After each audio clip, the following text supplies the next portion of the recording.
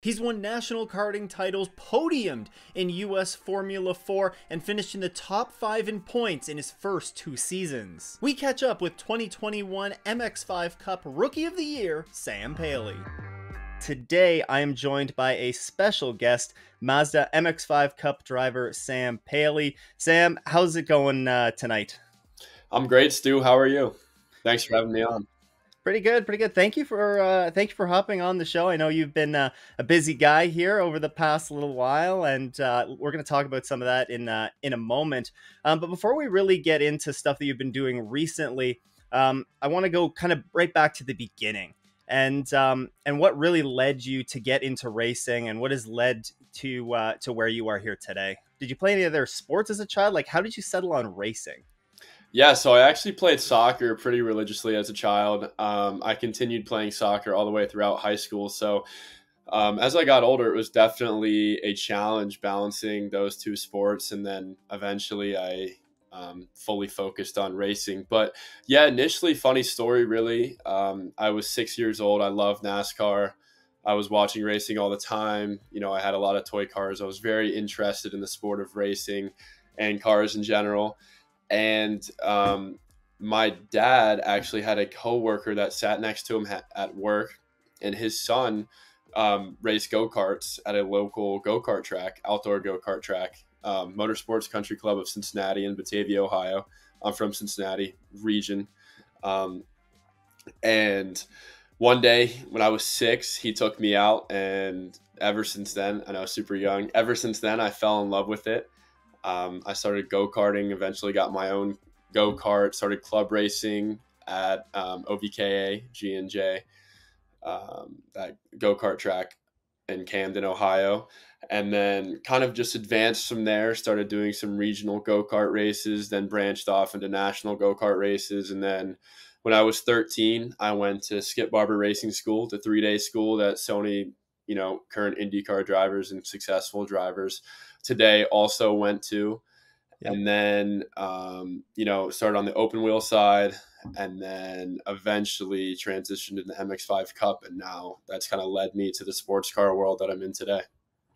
Yeah, no, that's awesome. You mentioned the karting, and then doing some US Formula 4, and then ultimately leading to the MX-5 Cup. I understand that you won a couple of national karting titles, and you got some podiums there in US Formula 4. So what was that like, the transition? Because it's a big transition, I guess, from karts to the a proper race car, in Formula 4, and you had Skip Barber in there in between. And what has the transition been like from karting to open wheel, and then now ultimately to where you are with sports car racing? Yeah, so obviously it's a pretty big transition, especially when you're going from a 300-pound go-kart to a 12, 1300, 1400-pound formula car, and then eventually to, a 2,000-pound race car. That's also a car in the street. So definitely a variety of cars and a variety of skill sets. I think I really embraced the transition. I would like to think that I'm a very quick learner. The step from karts to cars was a big one. I had a lot of testing under my belt before. I wouldn't say a lot, but I definitely had a lot of opportunities to prepare myself before jumping into a Formula 4 race at Homestead in 2017. That was my first ever professional race, and I did a couple Skip Barber races before that. And, Mhm. Skip Barber is a super helpful series because it's very integrated with coaching and driver development. And every time you come off the track, they have coaches there helping you, continually get better and advance yourself as a driver.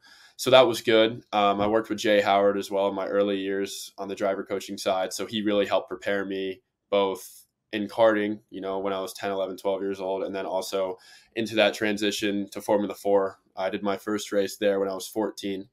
So I feel like I was definitely prepared for the transition. My first ever Formula 4 race, I was actually the second youngest on the grid, I believe, at 14 years old, and I qualified fourth Wow, at 33. So I'd it's say that was a impressive. pretty good start. And then unfortunately, my youth got the best of me towards the end of that race as I was competing for a podium.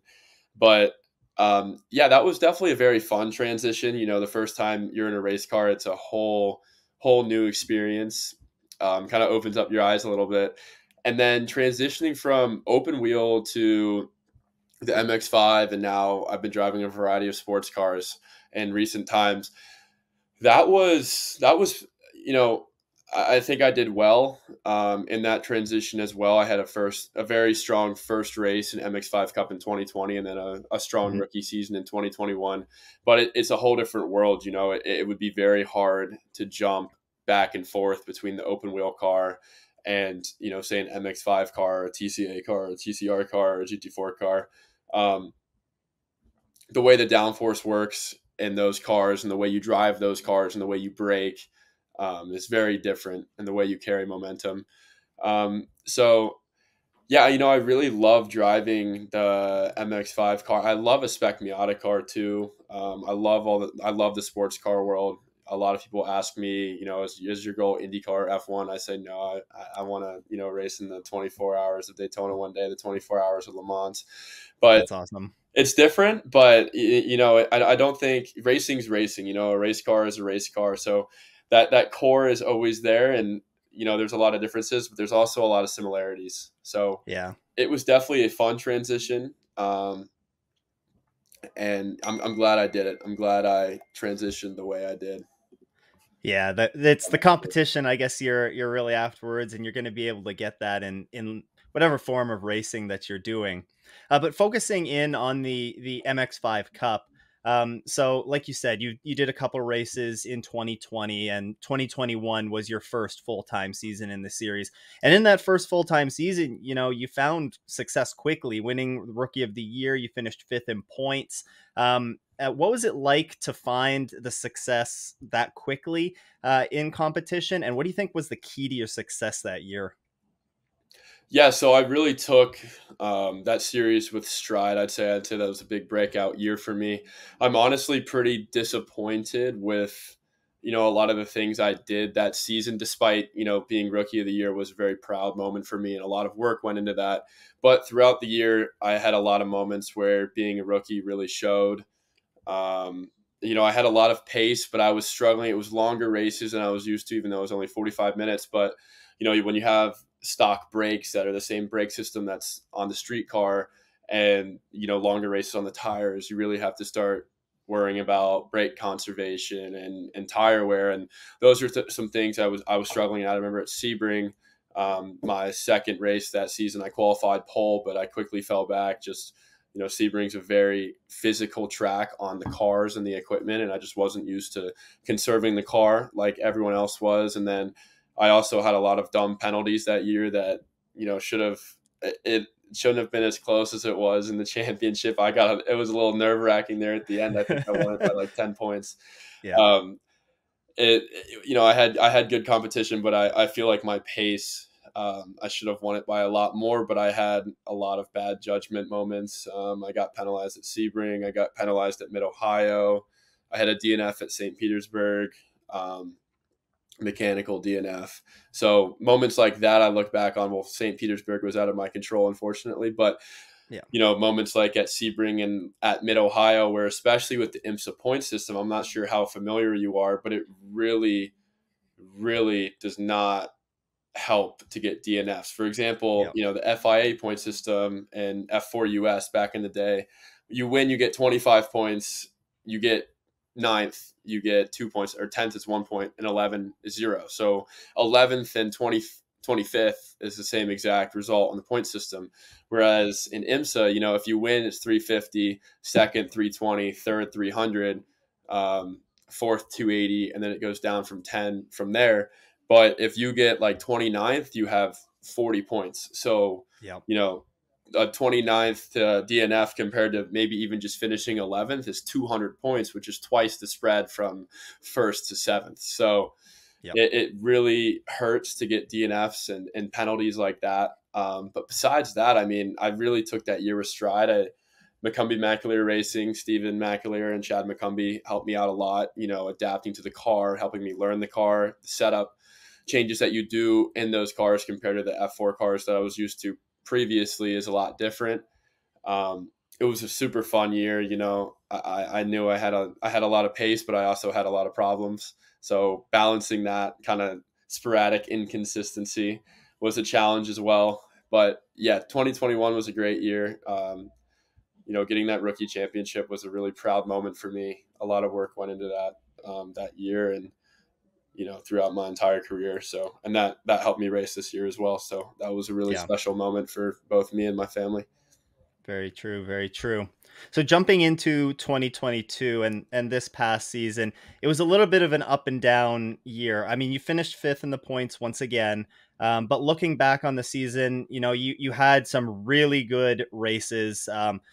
Some that come to mind right towards the end of the year. I recall you battling up right at the front at Road Atlanta at the end of the season. But then you also had some down moments as well over the course of the season. Would you consider it overall a success, or still feel like a little bit disappointed in what kind of left on the table?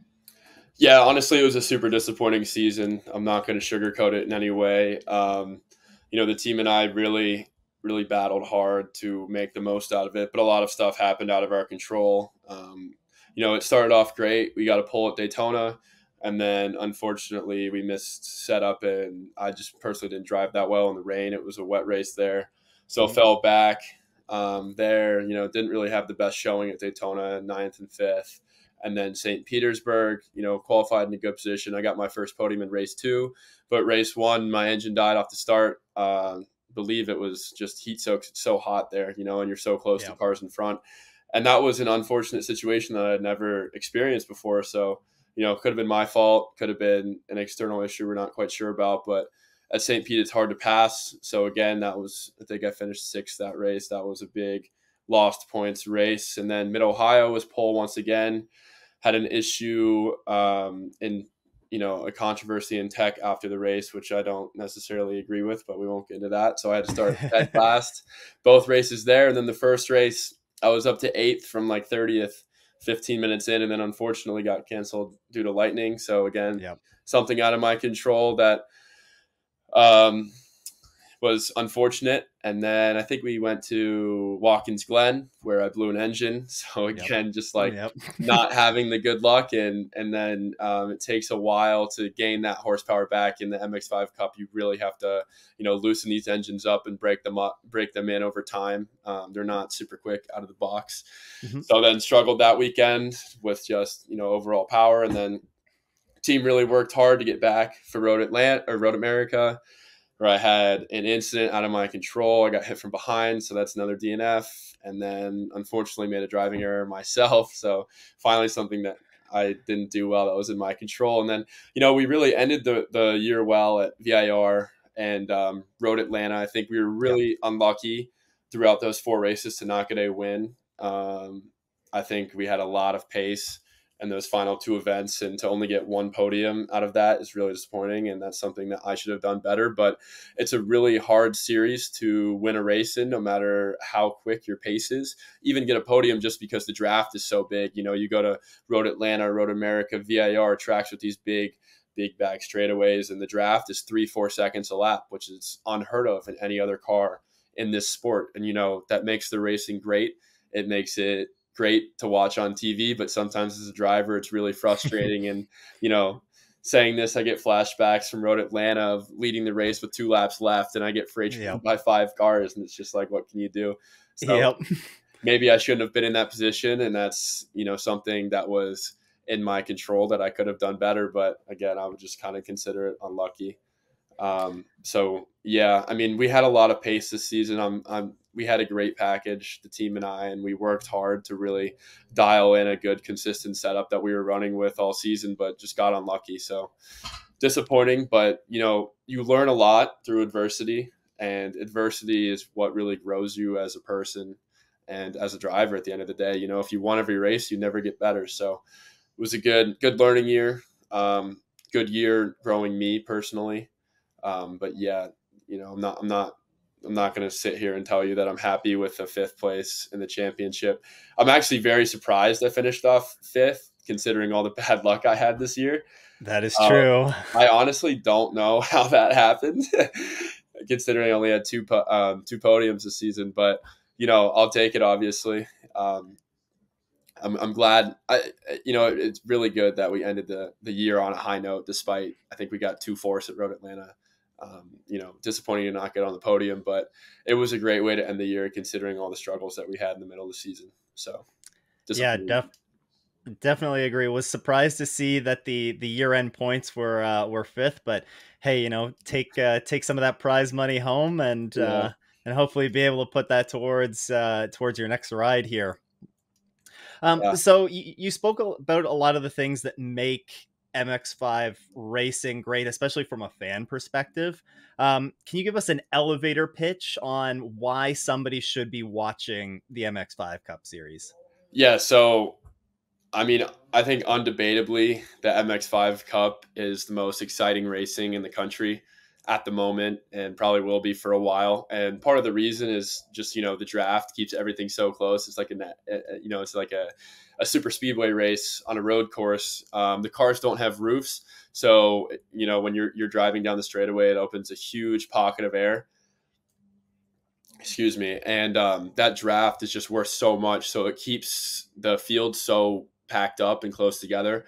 They frequently refer to it as pack racing. The lead pack will, consistently be 7, 8 cars. Lead changes every lap, every other lap. I think Road Atlanta was a great example of that. I think I probably Yep. led like 4 different times in one race, and there's probably 6 people that led just every single time coming down the backstretch, which again sometimes is really frustrating for the driver because what can you do, But it Yep. makes it great for the consumer watching on their TV, and that makes the racing really exciting. I think just the way these cars are, where they're a little lower horsepower, keeps everything super close, and there's it's not it's a cheaper car too, so again, people aren't really afraid to have their elbows out and bang up the cars a little bit, which again, from a driver's perspective, is a little bit in the iffy area. But for someone Yeah. watching on TV, it's fantastic. So the races, you never get a break. It's 45 minutes, but you're never alone for those 45 minutes. You're always in a pack. You're always thinking about your next move, your next defense. Everyone's always on the move, and everyone has a chance. For example, I'll never forget 2021 Daytona, my rookie year. We had a restart. It was I think there was one lap left. I don't think it was green, white, checkered. We had a restart, and it was the white flag, or Yep. maybe it was a green, white. Either way, my memory is failing me right now. But it was one lap or 2 laps, and I think it was one lap. So the field was packed up, after a restart, and we were coming out of the kink down the bus stop down the back straight, and Celine Roland and Preston Pardis were 1-2 coming out of the bus stop, and they finished seventh and eighth. And Yep. I don't think there's that's really unfortunate for them, but I don't think there's a single series in the world where the guys 20 seconds from the start finish line are first and second, and not they didn't have a mechanical, they didn't have anything, just how close the racing is and how impactful the draft is. It's really fun to watch. And on my side, I came fifth to second coming out of the bus stop that lap. So you can really use it to your advantage, but it can also be part of your disadvantage as a driver. But for all the viewers at home and all the viewers at track, there's really a cult following to it, and everyone loves it. There's never a dull moment, and Yeah, it's it's really great to be a part of. Yeah, it certainly is a ton of fun to watch, very entertaining, and to hear the pack of the MX-5 cars go by is pretty Yeah, incredible and just look to at the hear as well. finishes too. There's 3 or 4 2, 3 wide photo finishes a year, and like Gresham Wagner 2021 Road Atlanta, the 2021 Daytona finish, 2021 Sebring finish. Yep. There's so many just incredible finishes that no other racing series. If you compared that to the closest finishes in IndyCar history, they'd have 9 in the top 10. So Yeah. yeah, yeah, They it's and Watkins Glen this year too was they were right nose to nose at the yeah, finish line as well. yeah, Yeah. yeah, some great racing. Definitely, definitely. So, moving on from MX-5s now and focusing back in a little bit on yourself. So, as you said earlier, you've been quite busy lately. You've been testing multiple different sports cars. You know, you posted some shots on your Instagram. You were testing with PF Racing in their Ford Mustang GT4 the other week, and then just last week you were in Italy running some Super Trofeo. So, can you tell us anything about what your 2023 plans are and what you might have in store there? Yeah, so unfortunately, I've got no word on 2023 plans yet. That's all trying to get sorted behind the scenes. I will comment on the last couple weeks though, testing GT4, testing the European Super Trofeo car. That is something that I definitely would love to do in the near future, in 2023, or you know years beyond that, or soon. Moving up into higher horsepower cars, it was great experience gained, to drive a faster, more powerful, more physical car, and that's definitely where my goal and where my aim is. But yeah, unfortunately, no word on next year at the moment. Well, if anybody's watching this and they can help Sam out, get this guy in a car somewhere, anywhere, because we need to see him on the track next year. Sam, I don't want to take up any more of your time. A big thank you for coming on the show here today, and best of luck in the upcoming season. Thank you, Stu. I appreciate it. It was a great time chatting with Sam, and hopefully he's able to find a ride to get back onto the grid for next year. He really is one of the up-and-coming drivers in the sport, and it's going to be a ton of fun to watch him no matter where he lands next season. If you want to follow along Sam and his racing journey, check out the show notes for links to all of his social media accounts. Speaking of fun to watch, though, the series that he's run in the last couple of seasons, the Mazda MX-5 Cup, is pretty darn fun to watch itself. You can find all about that right here. A big thank you to all of our Patreon supporters, and if you too want to support the show, then you can head to patreon.com/offintheesses. Once again, though, thanks for tuning in. I hope everyone has a great race weekend and doesn't go off in the S's.